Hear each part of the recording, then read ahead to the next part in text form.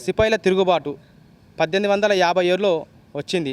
అసలు సిపాయిల తిరుగుబాటు ఎందుకు వచ్చింది? ఆనాడు బ్రిటిష్ ప్రభుత్వం ఉన్నది. మరి సిపాయిల తిరుగుబాటు అనేది పంది మాంసంని బుల్లెట్గా తయారు చేసి కాల్పులు జరుపుతున్నారని చెప్పేసి దానికి వ్యతిరేకంగా సిపాయిల తిరుగుబాటు తీసుకురావడం జరిగింది.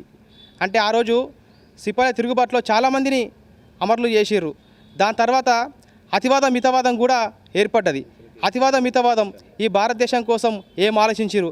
అతివాదులు ఏం ఆలోచించారు? మితవాదులు ఏం ఆలోచించారు? మరి ఆ రోజు గోపాలకృష్ణ గోఖలే లాంటి వాళ్ళు, అదేవిధంగా ఇంకా చాలామంది నాయకులు ఉన్నారు. వాళ్ళందరూ కూడా ఈరోజు బెంగాలు వందేమాతరం ఉద్యమం కానీ, అదేవిధంగా ఈరోజు భారతదేశంలో ఈరోజు బ్రిటిష్ ప్రభుత్వానికి వ్యతిరేకంగా ఎన్నో ఉద్యమాలు తీసుకొచ్చారు.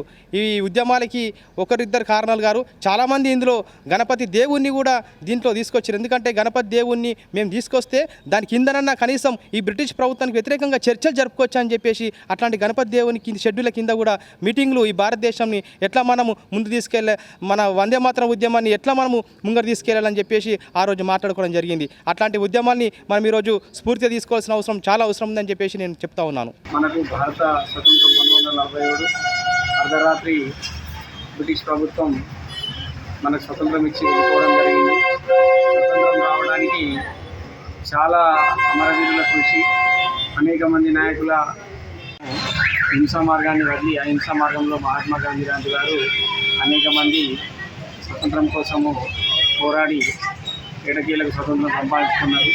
గత బ్రిటిష్ పాలనలో మన భారతదేశ పౌరులపైన అనేక అన్యాయాలు, అక్రమాలు చోటు చేసుకున్నాయి.